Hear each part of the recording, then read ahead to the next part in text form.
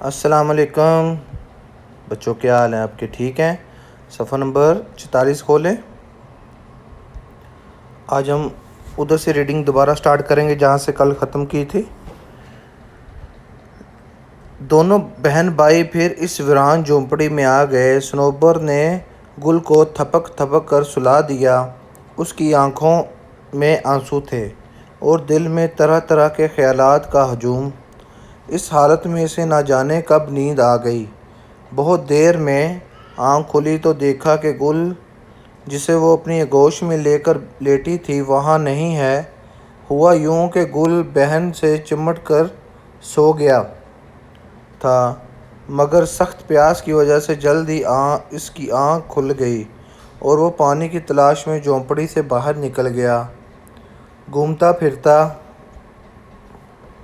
پھر اس حویلی کے پاس پہنچ گیا جہاں سے کچھ دیر پہلے وہ اور صنوبر واپس آئے تھے۔ بیگم کے نوکروں نے اسے دیکھا تو اندر لے گئے۔ بیگم کے دل میں صنوبر کی باتیں تیر کی طرح لگی تھیں۔ اس نے گل کو دیکھا تو انتقام کی آگ بھڑک اٹھی۔ دل میں سوچا کہ اس مغرور لڑکی کے بھائی کو زندگی بھر غلام نہ رکھا تو میرا نام زہیرہ نہیں۔ غرض اس جذبے کے تحت وہ عورت معصوم گل سے غلاموں جیسا سلوک کرنے لگی۔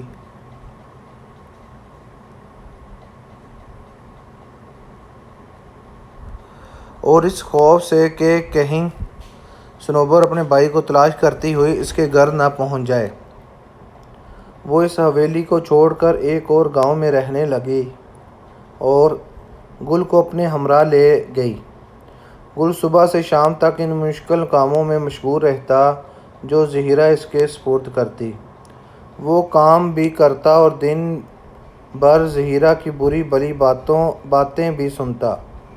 ایسے موقعوں پر اسے صنوبر کی وہ بات یاد آتی کہ زہیرہ ان دونوں کو غلام بنا کر رکھنا چاہتی ہے۔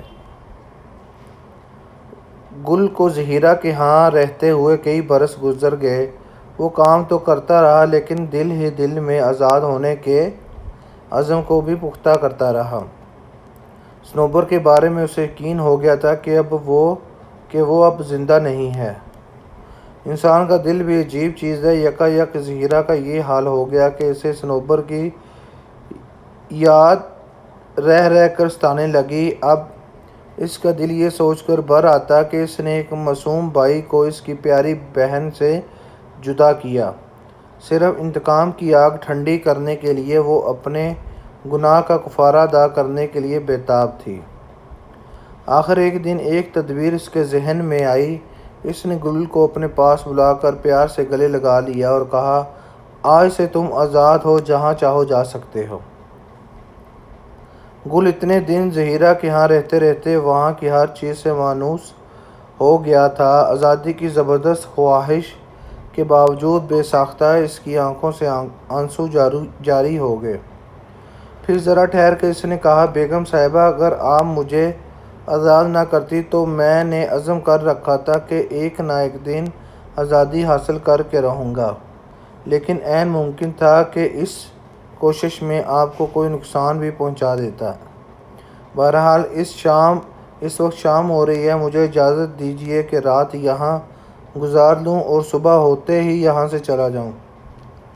زہیرہ نے کہا، جب تک تمہارا دل چاہے یہاں رہ سکتے ہو۔ اس کے بعد گل اور زہیرہ اپنے اپنے پلنگوں پر جا لیٹے اور تھوڑی دیر میں سو گئے۔ رات آدھی کے قریب گزر چکی تھی کہ گل نے اپنے کمرے میں کسی کے قدموں کی آہٹ سنی۔ آہٹ سے اس کی آنکھ کھل گئی۔ ہلکی ہلکی جو روشنی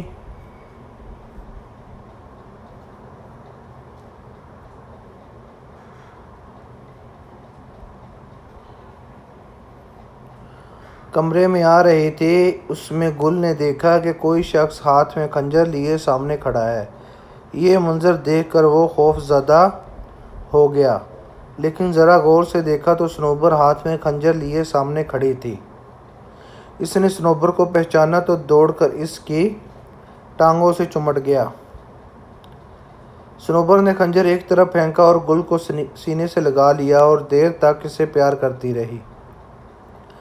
پھر یک اس نے گھبرا کر گل کو علیحدہ کرتے ہوئے کہا، گل آج تمہاری غلامی کی آخری رات ہے۔ میں یہ خنجر لے کر اس لیے یہاں آئی ہوں کہ زہیرہ سے اس کے ظلم کا انتقام لوں اور تمہیں غلامی کی قید سے رہائی دلاؤں۔ یہ کہہ کر اس نے خنجر ہاتھ میں اٹھا لیا۔ گل نے صنوبر کی یہ بات سنی تو اسے اپنی اور زہیرہ کی گفتگو کی ساری تفصیل سنا دی۔ صنوبر یہ سن کر بہت خوش ہوئی کہ زہیرہ نے گل کو آزاد کر دیا ہے۔ اسے اس بات کی خوشی تھی کہ اس سے زہیرہ کے قتل کرنے کا جو گناہ سرزد ہونے والا تھا اللہ تعالیٰ نے اس سے محفوظ رکھا۔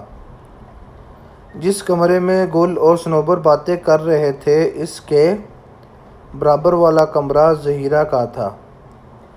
گل اور صنوبر کی آواز سے اس کی آنکھ کھل گئی۔ وہ گل کے کمرے میں آئی۔ آتے ہی اس کی نظر صنوبر کے خنجر پر پڑی۔ وہ زور سے چیخی۔ صنوبر نے چیخ کی آواز سنی تو خنجر زمین پر پھینک دیا اور کہا، بیگم صاحبہ آپ پریشان نہ ہو، میں آپ کو قتل کرنے آئی تھی لیکن گل نے مجھے سب کچھ بتا دیا ہے۔ ہماری آپ کی دشمنی ختم ہوئی، بس ہمیں یہ اجازت دیجیے کہ رات آپ کے گھر میں بسر کر لیں۔ اس کے بعد تینوں اپنی اپنی جگہ جا کر سو رہے۔ فجر کی اذان ہو رہی تھی کہ صنوبر کی آنکھ کھلی۔ اس نے محسوس کیا کہ گھر کے صحن میں بہت سے آدمی جمع ہیں۔ یوں معلوم ہوتا تھا جیسے وہ ایک دوسرے سے گھبرا کر باتیں کر رہے ہوں۔ ساتھ ساتھ کسی کے رونے کی آواز بھی آ رہی تھی۔ صنوبر صحن میں پہنچی تو پتہ چلا کہ زہیرہ کے بڑے لڑکے نصیر کو سانپ نے کاٹ لیا ہے۔ زہر کے اثر سے اس کی حالت برابر خراب ہوتی جا رہی تھی۔ زہیرہ اپنے بچے کا سر گود میں لیے بیٹھی تھی۔ اس کی آنکھوں سے آنسو جاری تھے اور دعا کر رہی تھی کہ یا اللہ میرے بچے کو موت سے بچا لے۔ صنوبر نے یہ سب کچھ دیکھا تو وہ بھاگ کر گھر سے باہر نکل گئی۔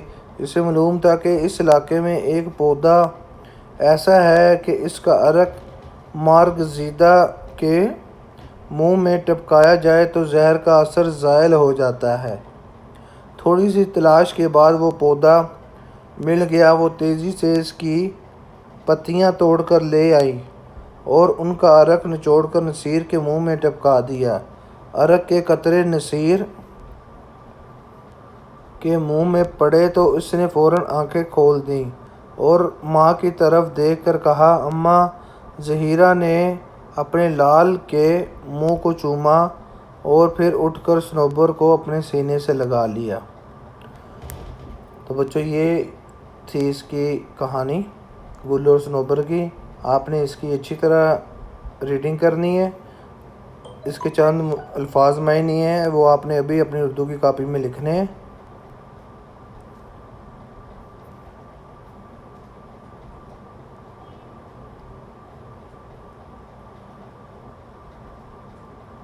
سب سے پہلے ہے تدبیر، اس کا معنی ہے ترکیب، ڈھنگ۔